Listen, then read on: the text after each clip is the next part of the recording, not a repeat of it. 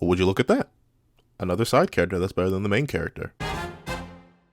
Before we start, do me a quick favor and leave a like, subscribe if you haven't already, and drop a comment. Now, let's get moving. What's up, guys? They got the pencil here, and let's talk about how amazing Riku is. Now, Riku, I'll be honest with you, when I first played Kingdom Hearts 1, he was not one of my favorite characters. I respected him, and I respected his drive and ambition, but Kingdom Hearts 1 Riku, he was not really the character for me. However, I'd say Riku, by the end of the series, is easily a top 5 character. A top 5. If not a top 5, easy a top 10, just because of how much he went through. He is one of the best cases of development within a series that I've seen pretty much, period. Like, actually thinking about it, his growth from Kingdom Hearts 1, the start of Kingdom Hearts 1, all the way to his reasonable conclusion in Kingdom Hearts 3, it's amazing to see how much he's grown and how much he's changed and developed and has learned to understand about himself.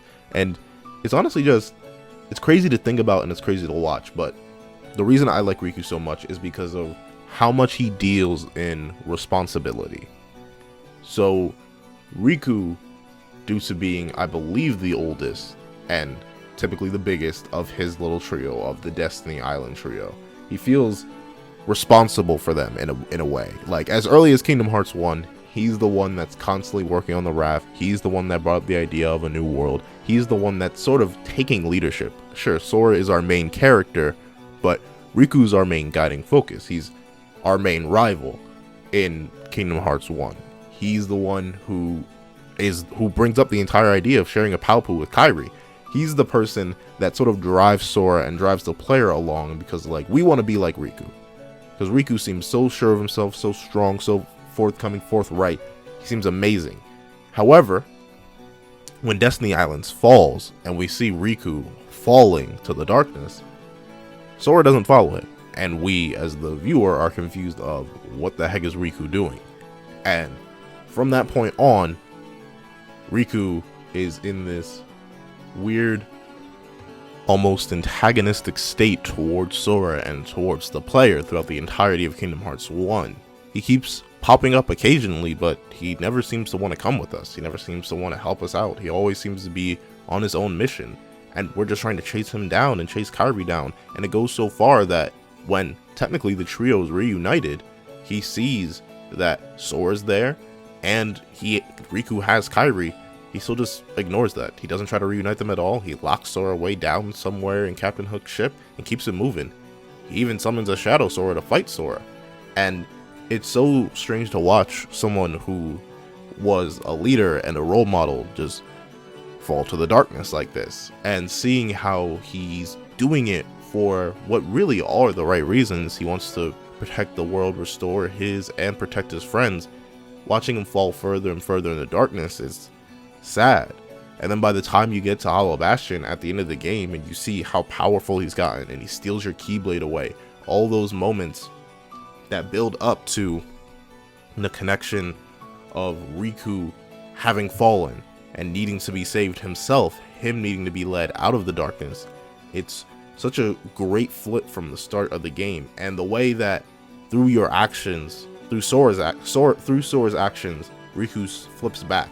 He stops Ansem from attacking everyone with the last remains of his willpower. It's amazing to see. And when he finally is free of Ansem, technically, because Kingdom Hearts, it was light and burned Ansem away for the most part, Riku still had penance to pay. He was still trapped in the realm of darkness. He had to close that door from the other side, while Sora closed it from the realm of light. And knowing that Riku was trapped there in the realm of darkness for who knows how long, just wandering until he stumbled through Castle Oblivion, it's almost a miniature version of Aqua's narrative, except Aqua was obviously there a whole lot longer. So when Riku pops back up in Chain of Memories and Reverse Rebirth, and bit by bit he's slowly trying to make up for what he did, he's slaying the organization because they're getting in his way and he needs to go help those in need.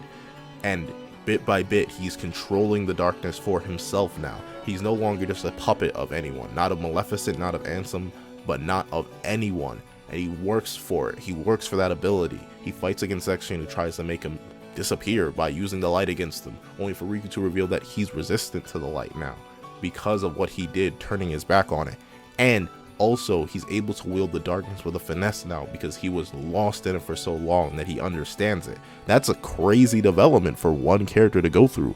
And the amazing thing about that is that that's only really the beginning, because he falls back almost into this servant role when he starts working with Diz. He just does everything Diz says without any real questions, regards, or concern, even though Diz is asking him to do some pretty questionable stuff. It's all in the name of Sora, of course, like making sure Naminé stays where Naminé belongs, and also kidnapping Roxas from his life and forcing him back into Sora.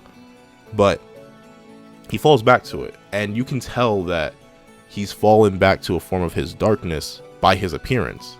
Riku is Riku, but he looks like Ansem, and that permanent connection, that permanent mark, shows that Riku, due to falling back into old habits, due to falling back into that servant role, hasn't fully mastered the darkness. It's still leaving a very heavy impact on him. That's why his appearance is that of Ansem.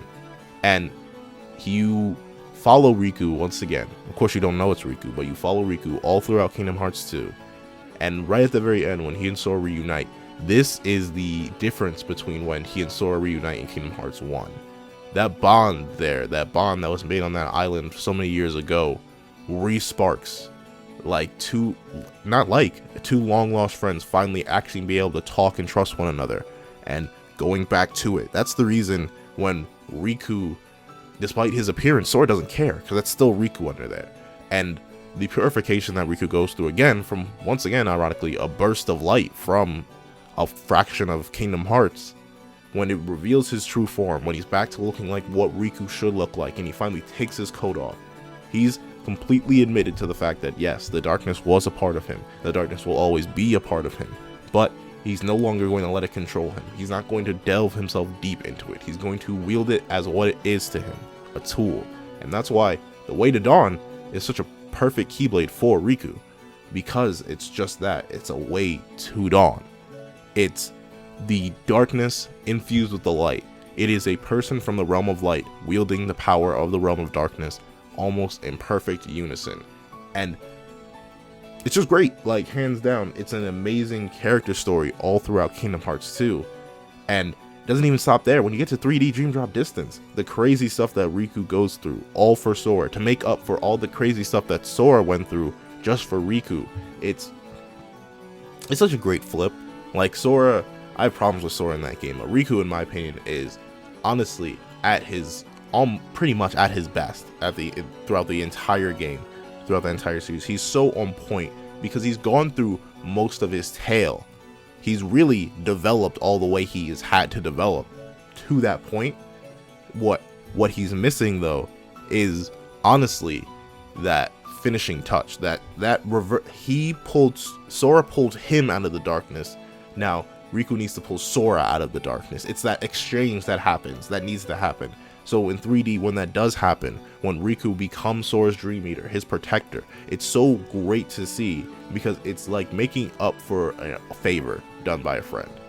It may have taken some time, it may have taken a long time, but you were finally able to go make up that favor, and seeing Riku do it in such a serious way, seeing him free Sora from the nightmare, seeing him free Sora from the corrupted protection of Ventus, all that was so good, and so it's just a wonderful character journey. And I love when young Xehanort admits, you become immune to the darkness. You would no longer be a suitable vessel because you control it too well. That's the issue that Sora had. He never really exposed himself to the darkness, or was forced to expose himself to the darkness like Riku did. That's why he was so susceptible to becoming a vessel for Xehanort, because he was just like Terra. He spent so much time in the light that he never even considered the darkness. Meanwhile, Riku fell to the darkness, rose out of it, and got control of it. And the fact that a villain acknowledges that, it's so important for Riku's development. And it's just great to see that Riku isn't affected by any of the villain's nonsense anymore. He's no longer a servant to anyone. He's just a protector of his friends. And all the way throughout 3D, that's so great to see.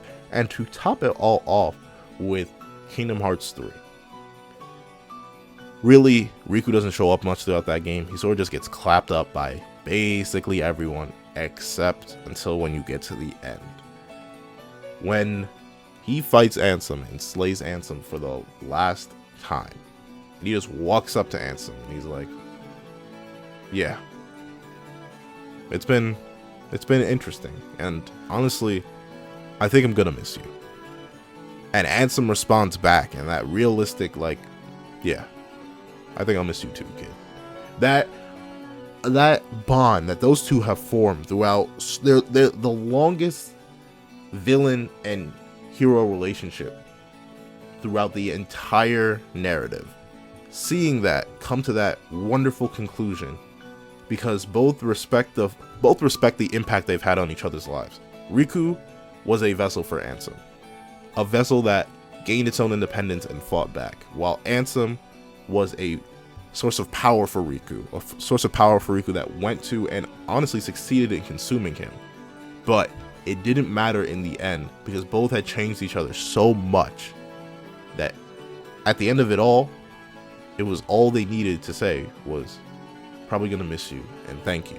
That was so good. Riku's entire narrative, so fantastic. Like, and also, like I love characters that wield two aspects of an element in the world. Avatar is so interesting to me because they wield all four elements. Roxas is so interesting to me because he comes from the realm of nothingness yet wields both darkness and light. Riku is a being from the realm of light that wields both darkness and light. It's so cool to me to see that, because so few other characters do that, and it's so impressive, it's so respectable.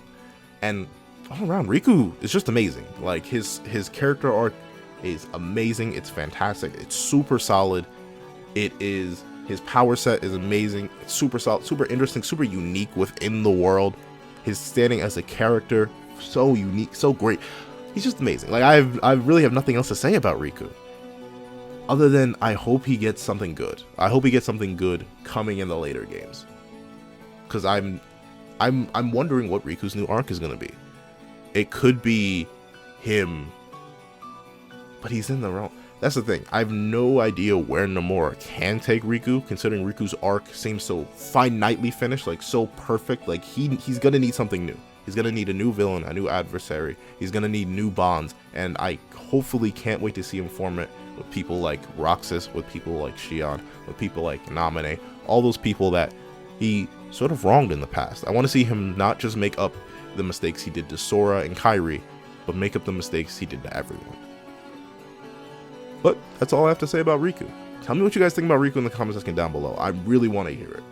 Thank you guys so much for watching. Please like, share, comment, and subscribe, and I hope you guys have a wonderful day. This is That Guy with the Pencil, writing off.